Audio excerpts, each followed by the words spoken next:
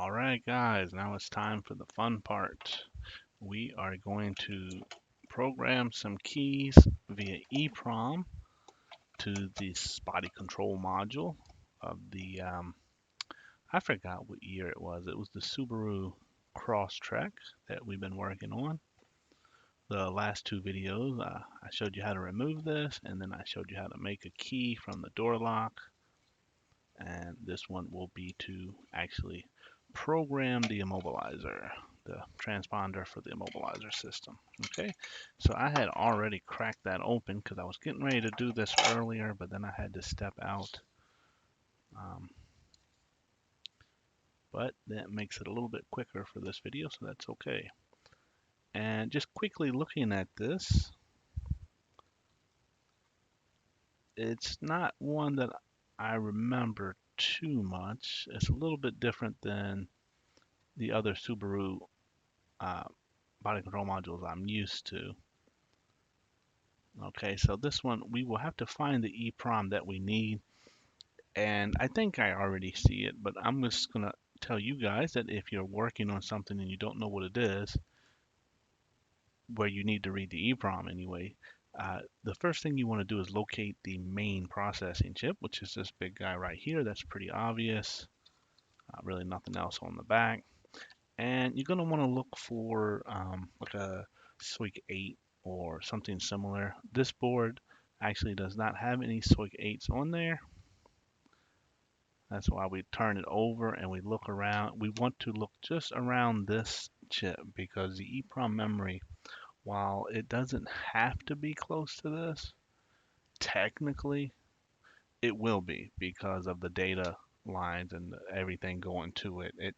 The EEPROMs are almost always designed close to the main chip, because it's using it for memory storage. So, they want to be close. Sometimes it will be like on the back, but it will still be close. And this has nothing on the back that can be an EEPROM memory. The only thing I can really see is this little tiny guy. This little tiny guy here. I don't know what package it's called. It's like a SWIG 8, but it's a lot smaller. So we can go into our microscope view here. All right, so switching to our microscope view here, we can see things a little bit clearly. We can see our processor chip there. I'm not sure what that is. Not really important. We don't need to know. But if we go down here and check out this chip that I am going to assume is the EEPROM, we can see that it's labeled with a T02. I don't know if that's a 0 or if that's just a pin 1 indicator. And then we have an XA. I'm assuming it's OXA, but that might just be a pin 1 indicator. So it might just be TO2XA. And right off the bat, it looks like every one of these pins is connected to a very large plane here. I'm going to assume that's a ground plane, which makes this not look like an EEPROM, but I think some of the EEPROMs I think can be, some of the options, they can be held, low or high to have the option on or off, but typically it's not the same size. But the TO2, it makes me think that it's a 24CO2. And I know that not because I'm a genius or anything like that. It's just because I remember some of the older ones they used 24CO2 that was clearly marked. So I'm gonna assume that this is the EEPROM just because it's the only thing that is close to this chip that could be EEPROM. And I am fairly certain that this body control module can be EEPROM. Now, sometimes these main controllers have the EEPROM memory internal, so they won't have a chip. And, we would just be out of luck then unless we read this guy, which I have no idea what this is. R5F, so I guess some kind of neck chip. I don't know. Yeah, I guess a neck chip. But I think this TO2 is telling us that this is going to be the 24CO2. And I want to check a data sheet just to see if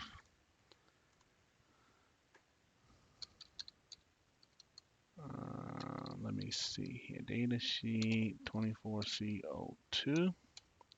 I just want to see if that chip, the 24C02 can be pulled low on the entire side like that, because that's kind of weird. And if we look here, so that weird mark that I said could be a O or a pin 1 indicator, I think it's actually the pin 1 indicator, because then we have AO, A1, A2, and then VSS. So if this is a 24C02, then that is a ground plane because it's VSS. Let's see what A0, A1, and A2 are. So we're going to look through here. And let's see. Here we go. So A0, A1, and A2. The level on these inputs are compared with the corresponding bits in the slave address. The chip is selected if the compare is true. Up to 8 24C02 devices may be connected to the same bus by different chip select bit combinations. These inputs must be connected to VCC or VSS. So jackpot. They are all connected to VSS, which is good news bears for us. And then we have VCC for pin 8, write protect, and I assume this is some fancy name for data in and data out. Different EEPROM makers make all kind of different names. What do they call it? SDA serial data. Okay. All right. Now let's try to read this guy with one of our tools. Now it's a weird package, but I can plainly see that this is the indicator now. And because I zoomed in, you can see it's a lot different. So it's just the indicator. Um, anyway, like I was saying, I don't have a good adapter for this on my normal tools, but I do have an excellent adapter for it on my CarPro. Let me grab it from over here off the shelf. Okay, so if we see, man, that looks messy under the microscope. Anyway, as we can see, I have different connectors. This is the adapter that I made for my CarPro, and I have different little pads here for different size SOIC 8s and T-SOPs, but I made them really big so that I could fit the weird widths on there, because some of them are bigger than the other. And I'm pretty sure it's going to fit on this one, so maybe I should clean this up a little bit.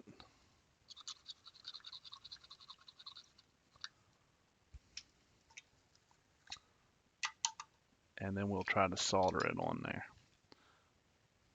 I will likely just use hot air to take it off. But let me clean this up a little bit, just so I can slide it around if I have to, because right now I have too much solder on the pads.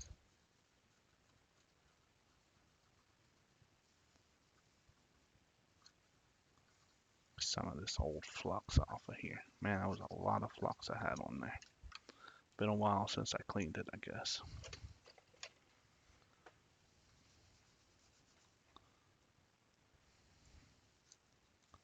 Still not too clean, but I think we're gonna go with it. Yeah, a little bit better.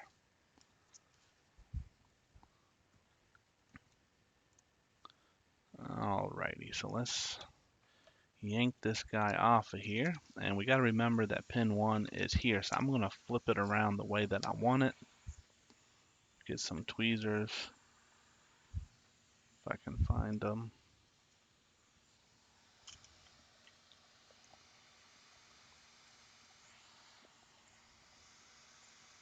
Now this board does have a very thin layer of conformal coating. so it will be a little sticky when you take it off. Alright, I'm going to set this there. Got to be careful moving this around after you've been using hot air because it can be, still liquefied solder there for smaller components, and you can knock stuff off. So you definitely want to be careful and let them cool down first, right? Alrighty. So here we can see that it will indeed fit. So this is the smaller version TSOP. I can't remember what they called them. MSOP maybe. I don't know. They change the names all the time now, and nobody has the same package names anymore. It's a small chip. We'll just say that. It's a tiny little chip. So I'm gonna hold it here because it feels like it's got some conformal coating on the bottom or something. It doesn't want to sit flat. Yeah, I think I just have solder on the little legs that was holding it up. That's okay. Okay, so I'm just gonna kind of hold him on there. Gonna get a little solder here. Don't really matter what kind you use. You can use lead solder, you can use lead free. Just make sure your iron has the correct temperature for whichever you're using.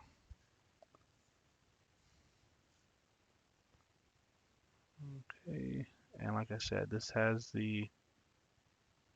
the conformal coating on there, it has the flux on there, so it's super sticky. So once you get one side good, don't get greedy, just come back to the other side and make this side neat, and then once you have this side down, we'll come back and we can make the other side neat if we want to. But we're going to be taking it right back off here, so as long as you have a little bit of a connection, that should be enough.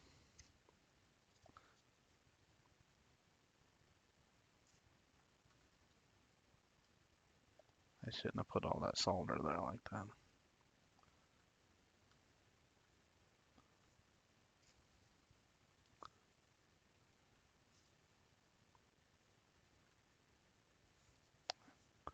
Tell you, this chip is so weird, I can't tell if it was connected good. I think it is. All right. So let me open up my CarPro software here and plug it in. I guess I need to plug it in. All right, so we're going to go to EEPROM. Let's see, I hardly ever use this for reading EEPROMs. Very rare. 24CO2. I don't think we need to worry about any of this stuff. I think we can just hit OK and then hit read. And I think we should be able to read it. So there we go. That is our chip.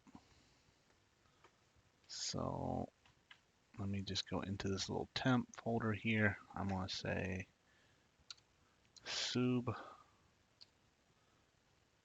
xv 24CO2, and then I'm going to say ORI because this is the original file, and we are going to save it. Okay, the next thing I'm going to do is I'm going to open up my Tango because we're going to be programming the transponder to go into the key using Tango here.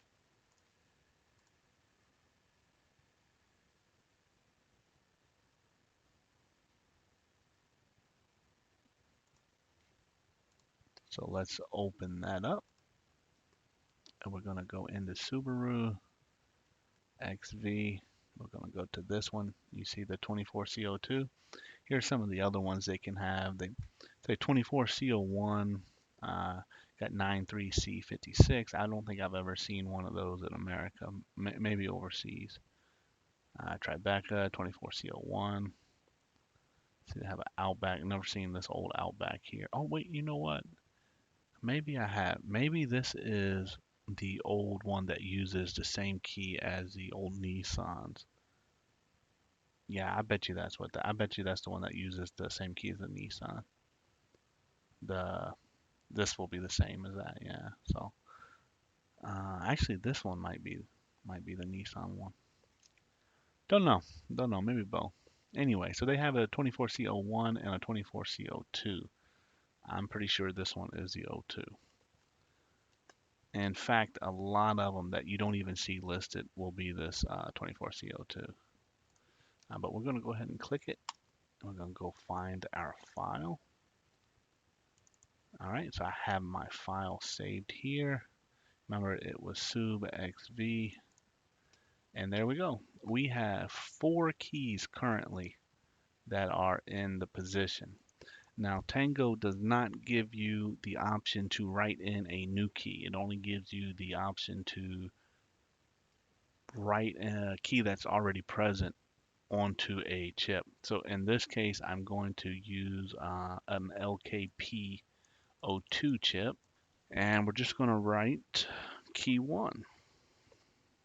Okay, so I'm going to put the chip in the Tango, and we're going to hit write. Now, usually Tango lets you write a whole new key to a new position, but these ones are a little bit different. Okay, so we are done writing the key, and everything come up, said okay. We're going to hit this, and there we go. It says we have number 1 present. Okay, so there is our little transponder chip. That's simple. It is that simple.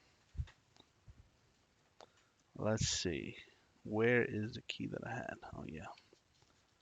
So here is the key that I have ready for it. I just have to cut it. I do have to progression the cuts, but I'm not going to use this key to do it. I'll use just a regular metal key when I do that. And then once I have the cuts completely figured out, then I will cut this one. So I can go ahead and put the chip in here. And that one actually fits really tight, so I'm not going to put no glue in case, for whatever reason I got to take it out. Okay, and then we're going to slide him up in there. Just like that. And that will be my key to finish the job tomorrow. Typically I do remote keys for these. I don't usually do these little keys, but this is an auction car or, a repo car going to auction, so they don't want to pay for that. They just want to pay for standard keys. All right, so Mr. Tango is done.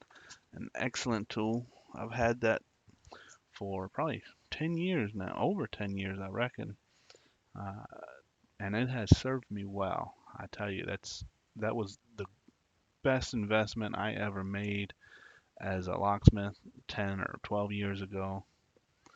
It really took me in a whole new direction. And that's before EEPROM was popular, in the States. Hardly anybody knew about it back then. And it really opened things up for me. But these days, it's not quite as necessary anymore. Since most people have the IM, that one does a lot of similar stuff. It's not as nice as Tango, but it gets most stuff done and teaches most people, how to do some basic stuff. But anyway, let's get this back on the board. And the good news is we do not have to take and write any new data to this EEPROM. You notice all I did was read it, and we cloned the data from it onto a new chip. Anyway, let's put this back, which is going to be done mostly with hot air.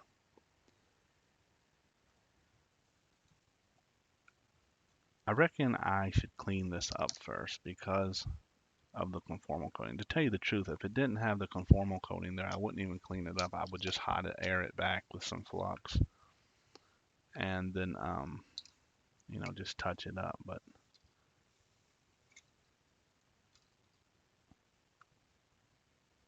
a little word of warning. Be careful with your wick. You see these little tiny resistors? Sometimes you can heat your wick up and you have it sitting like this, like on top of those, and you will just take those with it. And you won't know. And you'll put everything back together and nothing will work and you won't know why. You'll take it apart and look at it and you still won't notice it's missing. So just be careful. And if you're new to this kind of work, or you're not very good at it, I should say, you should always take a picture of everything before you take it off, and then, compare after you put everything back together, compare with that picture. Always take pictures of everything before you do anything to it. It will save you a lot. All right. Go ahead and yank this guy off of there. Everybody always wants to know what temperature I keep my hot air at or what airspeed, and I always tell them the same thing. It's at full temperature and full speed, and it's a quick 861 dW, so it's 500 C for the heat and it's 120 for the airflow. And people always think I'm crazy because I have it so high, but when you have it high like that, it's quicker. That means you're actually spending less time heating the chip up, which is better. If you're using low heat like 300 C, you have to hold it there for a really long time, and you really start cooking that chip. You really start cooking the PCB and your pads, and my many years of experience has taught me that the higher heat, much quicker, is way better than lower heat that takes longer.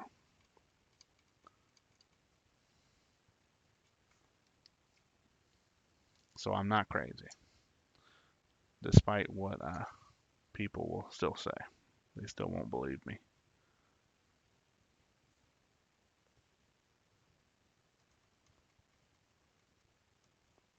So you pick a temperature which you feel happy about.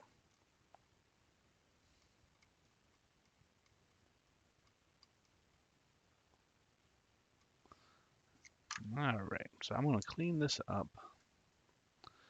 and it was kind of my tip was kind of big and clunky for this. I want to make sure I have it good actually. Gonna give it a good magnification here and really check it, because it didn't feel right at first, but that looks really good. And this side looks really good. So I want to clean it just a hair more.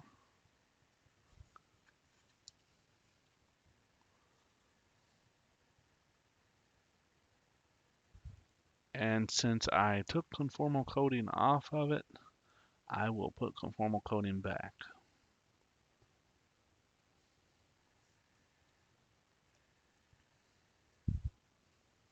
And I'm going to let that dry a little bit, and then I'm going to put it back in the case. And that is it. That is how you program a key to a Subaru's body control module. And you don't have to do it this way. I did it this way for old time's sake, because back in the olden days, that is how you had to do it for a lot of Subarus. But it's so easy for me. So sometimes I'll do it just because I don't have time to do it while I'm there, and I'm like, well, I'll take it back to my shop and I'll drop everything back off later, and there we go. And I get to film it for you guys, so you get to see something that you don't typically get to see too often. But anyway, that is done. I guess the next video will be me putting it back, and I'll crank it up for you guys to show that it's done. All right, guys, so I'm back at the car here. I got my key cut, and I did progression. The first two cuts, it turned out to be 2-3. Well, it was 3-2, but the cuts are reversed on this, so if you read a 2, it's actually cut as a 3, and, you know, vice versa. 1 is 4, 4 is 1. But as we can see, it works. And I don't have my body control module plugged in right now, so if we crank it, nothing happens. But I'm going to go ahead and plug this in. I'm going to pull the key out. Okay, don't know if I'll be able to pick up me putting it back in. Let me see. But pretty much, we just want to hook in the wires. Let's see, it goes this way. This little label is down on mine. I assume it will be like that on all of them. And I'm going to push it into place before I try to connect it. It might be easier to do that. Probably be a pain to try to do it after you connect it. Now for connecting all the connectors, I'm going to start with the top one first. It'd be nice if I could see. Kind of just going by feel here. I can see this one. And we got some kind of beeping. I don't know what the hell that is. Maybe the alarm? Oh, the lights are on. Okay, so that was for the lights. Let me turn the flashlight on. Alrighty, so we got our key. Let's see if everything's gonna work. First, I'm gonna put it in. Let's look at the dash. This one has the radio pulled out. I don't know if that matters. Okay. Everything looks good. Now I'm gonna try to turn it. Oh, it's a manual. Let me get the foot on the clutch here. Whoa, the seat's too far back. Give me 1 second. Let's pull this seat up. Okay, there we go. Now I got my foot on the clutch. Go ahead and try to crank it. There we go. Starts and runs, no problems. So that was perfect. Didn't have to worry about hooking up a scanner. Didn't have to worry about the radio being unhooked. Don't have to worry about nothing. You just program the key with the EEPROM. Very quick to remove the body control module. Very easy to program. And there you go. Job is all done. The only thing I got left to do is to put the door lock back. But I don't think anybody really cares to see that. So until next time.